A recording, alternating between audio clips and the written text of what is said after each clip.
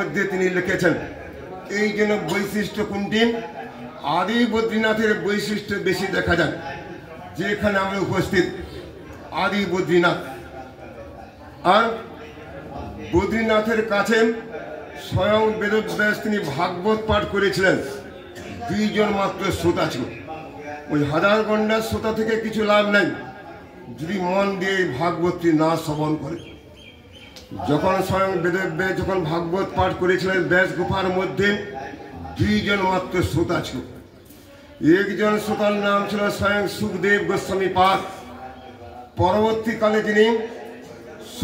তিনি ভাগবত পাঠ করেছিলেন শুকরতলের মধ্যে শুক্রাতল পবিত্র গঙ্গা থেকে মুখ্য শ্রোতা ছিলেন পরীক্ষিত মহারাজ আরো ছিল ৮০,০০০ শ্রোতা সেই ৮০,০০০ শ্রোতার মধ্যে ব্রহ্মাজি স্বয়ং শিব ঠাকুর স্বয়ং দেবর্ষি নারদ সবাই কিন্তু ভাগবত পাঠ শ্রবণ করতে গিয়েছিলেন ৮০,০০০ শ্রোতা ছিল যে দ্বিতীয় শ্রোতার নামটি পাওয়া যায় তার নাম ছিল সুত গোস্বামী পাদ ভাগবত যদি শ্রবণ না করা হয় কীর্তনের কোনো অধিকার হয় না সেই জন্য দুইজন শ্রোতা ছিল একজনের নাম ছিল সুখদেব গোস্বামী পাদ দ্বিতীয় শ্রোতার নাম ছিল সুত গোস্বামী সেই সুত গোস্বামী ভাগবতের তৃতীয় অধিবেশন হয়েছিল সেখানে ছিল ৬০,০০০ শ্রোতা সুত উবাচন সৌনকাদি ঋষিগণের কাছে ৬০,০০০ শ্রোতার কাছে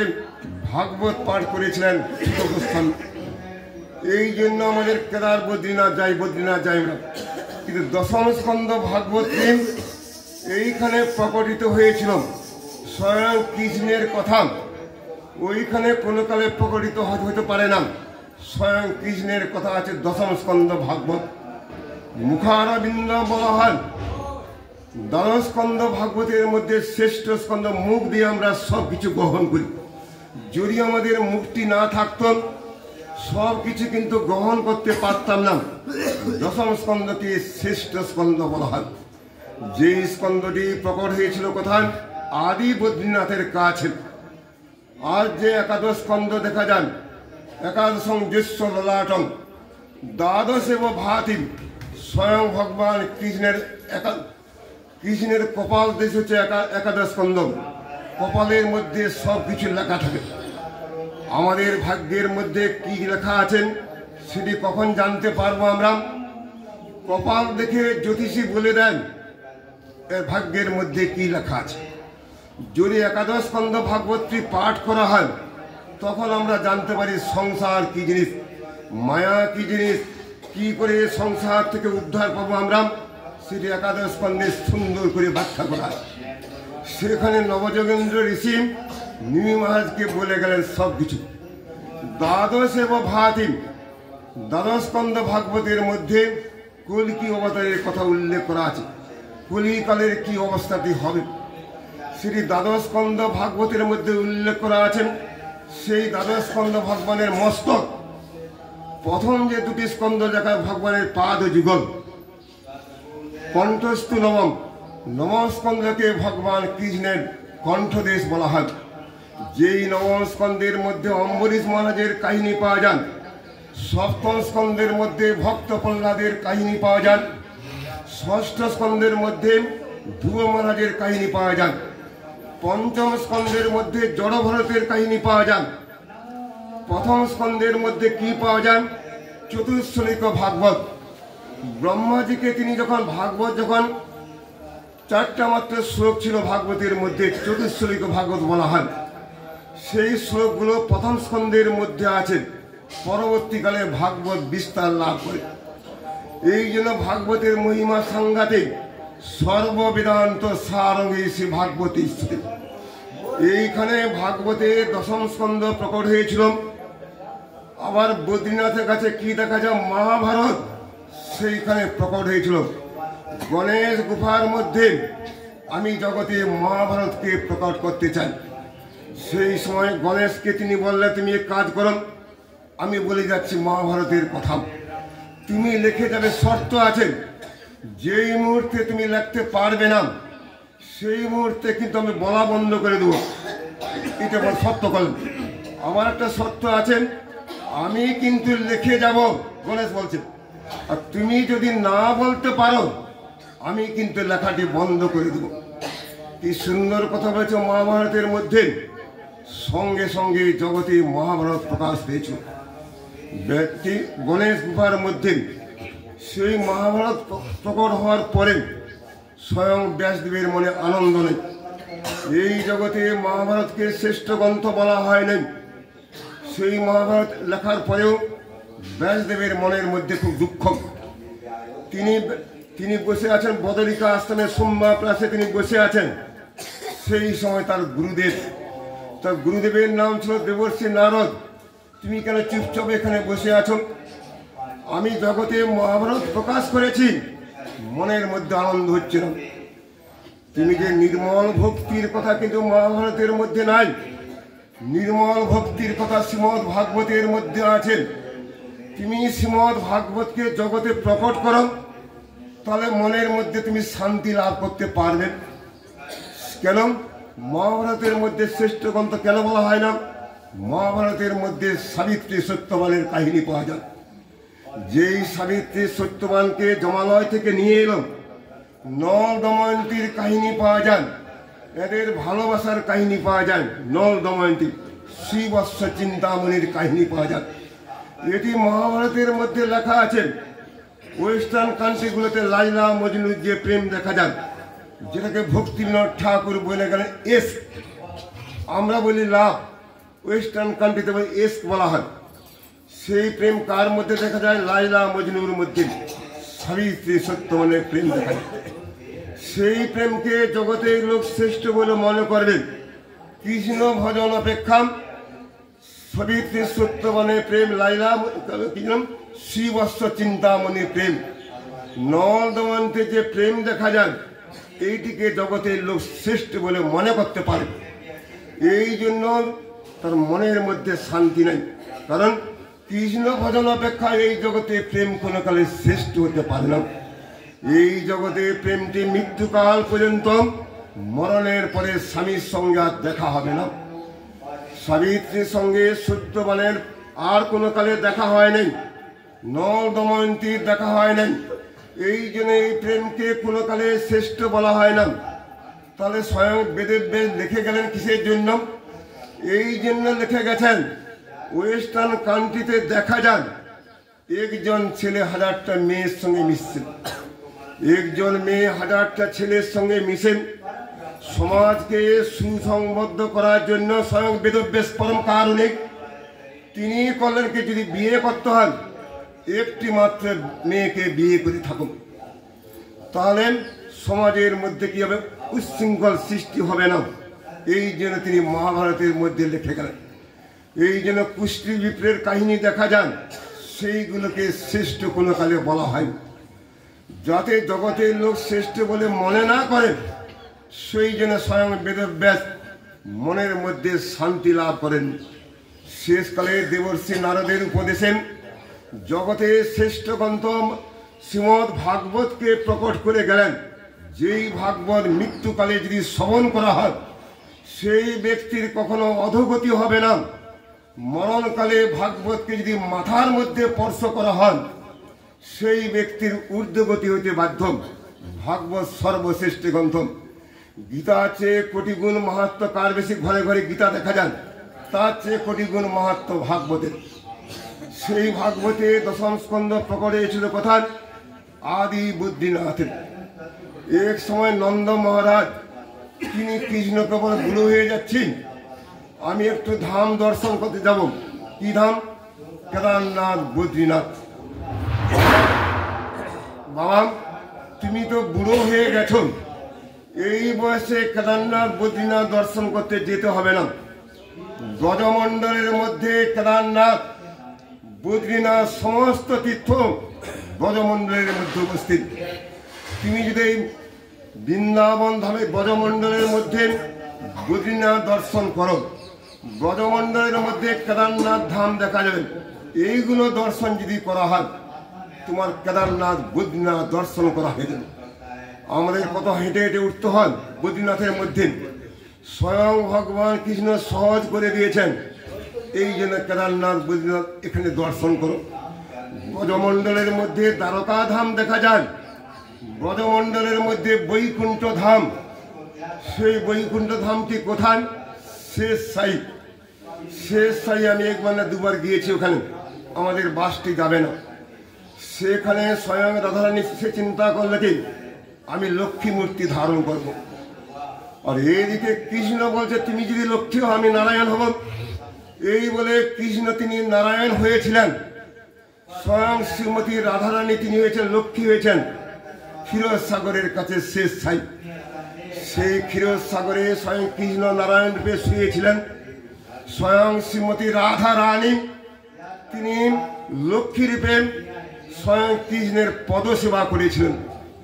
সেই জন্য আমাদের ব্রজমণ্ডলের মধ্যে বৈকুণ্ঠ ধাম, ব্রজমণ্ডলের মধ্যে দ্বারকা ধাম, ব্রজমণ্ডলের মধ্যে কেদার বদ্রী সব কিছু দেখা যায়। বদ্রীনাথ নামটা কেন হয়েছে? স্বয়ং ভগবান কৃষ্ণ নারায়ণ রূপে শিক্ষা দিতে এসেছেন। সত্য যুগে সংকীর্তন করলে ভগবানকে পাওয়া যেত না।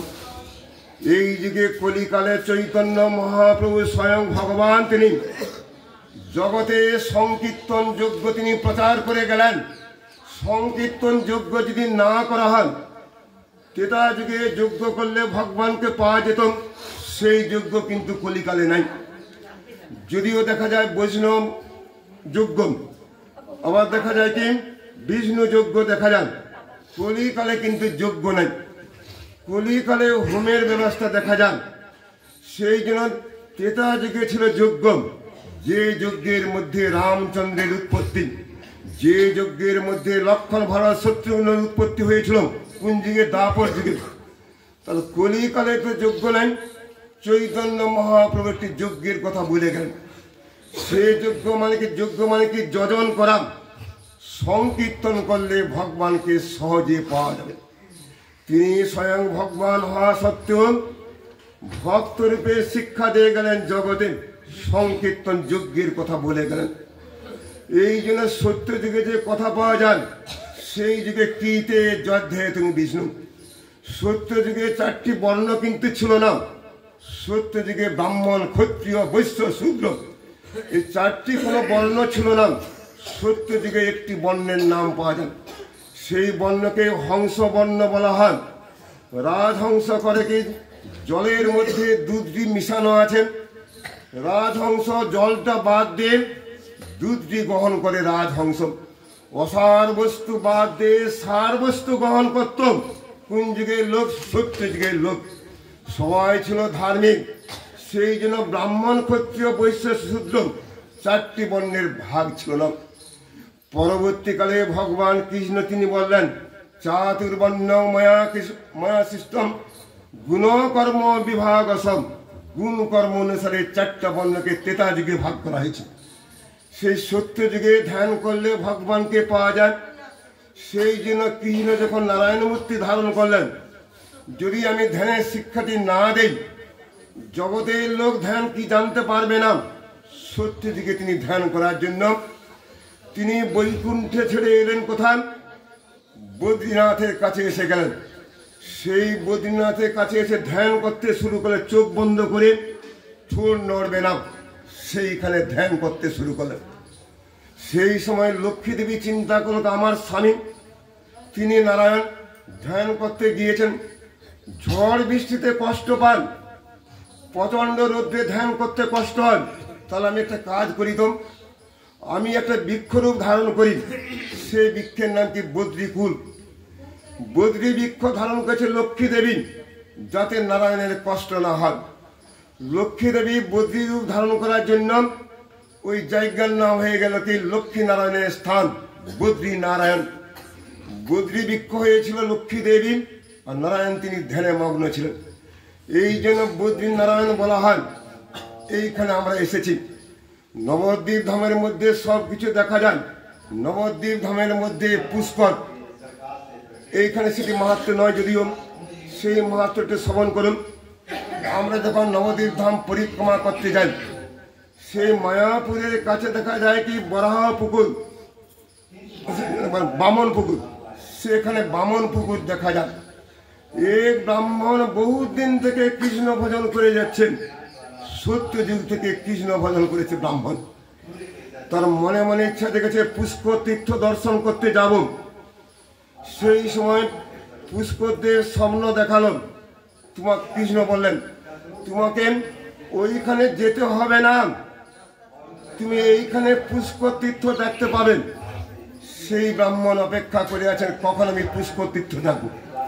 আমরা কিন্তু যখন দ্বারকা ধাম যখন যাব আমরা ওই পুষ্কর তীর্থ দেখে যাব। কয়েকদিন আগে তো আমরা দেখে গেছি আমরা সাবিত্রী পাহাড়, এই যে গায়ত্রী মন্ত্র জপ করি আমরা, সেই গায়ত্রীর আবির্ভাব হয়েছিল কোথায়? পুষ্কর তীর্থতে। যে মন্ত্র লাভ করেছি গুরুদেবের কাছে, আমাদের 3 বার জন্ম হয়। একবার মায়ের পেট থেকে শুক্র জন্ম হয়, দ্বিতীয়বার জন্মের নাম কি সাবিত্রী জন্ম, আর তৃতীয়বার জন্মের নাম কি দক্ষ জন্ম, গায়ত্রী জন্ম। এইগুলো কোথায়? পুষ্কর তীর্থ। সে ব্রাহ্মণ চাইল পুষ্কর তীর্থ দর্শন করব, সঙ্গে সঙ্গে কৃষ্ণ বলছে যাওয়া দরকার নেই, কষ্ট করে এইখানে পুষ্কর আছেন, এইখানে গিয়ে স্নান করো। সেই পুষ্করকে দেখার সঙ্গে সঙ্গে তিনি সেই পুষ্কর তীর্থে স্নান করেছেন বামন পুকুর।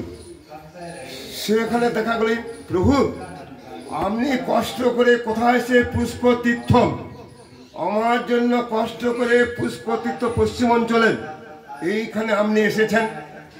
সেইখানে পুষ্কর কি বললেন না, ওই পুষ্কর কিন্তু আলাদা।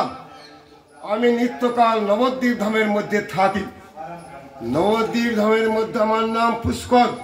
আমি নবদ্বীপ ধাম ছেড়ে পশ্চিম অঞ্চলে কোনো কালে থাকি না। এই জন্য আদি বদ্রীনাথ চিরকাল এখানে আছেন। আর যেখানে বদ্রীনাথ দর্শন করতে ওটিকে ধাম বলি না আমরা, ওটিকে তীর্থ বলা হয়, কেদারনাথকে তীর্থ বলা হয়। এখানে কিন্তু কেদারনাথ তীর্থ নন, এখানে কেদারনাথ তিনি কি ধাম, কারণ ব্রজমণ্ডলের মধ্যে আছেন। এই জন্য আমরা কেদারনাথ বদ্রীনাথ দর্শন করলাম, ধামের মধ্যে সব কিছু আছে। জয় বদ্রী নারায়ণ কি জয়, জয় কেদারনাথ কি জয়, জয় 4 ধাম কি জয়, অনন্ত কোটি বৈষ্ণব বৃন্দ কি জয়, সমগ্র গৌর ভক্ত বৃন্দ কি জয়, গৌর প্রমানন্দে হরি হরি বল।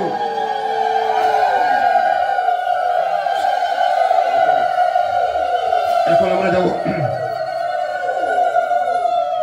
কেদারনাথের উদ্দেশ্যে রওনা হব।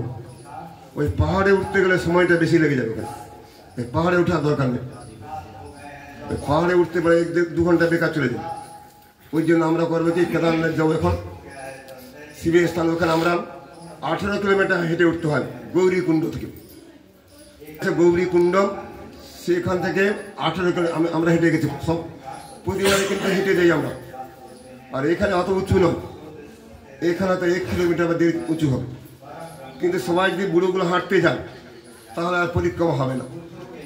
ওই যে নিচ থেকে কেদারনাথকে প্রণাম করে আমরা চলে যাব কোথায়? ওইখান থেকে যাব চরণ পাহাড়ি, বিখ্যাত জায়গা চরণ পাহাড়ি, বিরাট পাহাড়ের উপরে।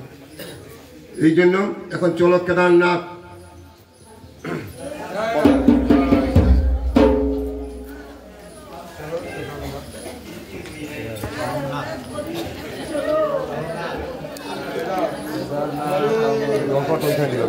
Krishna Hare Hare Ram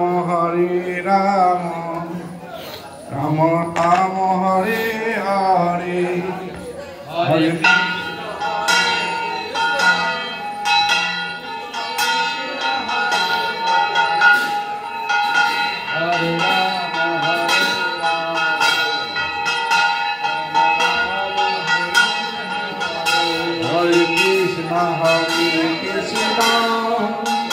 Krishna Krishna Hare Hare Hare Rama Rama Rama Hare Hare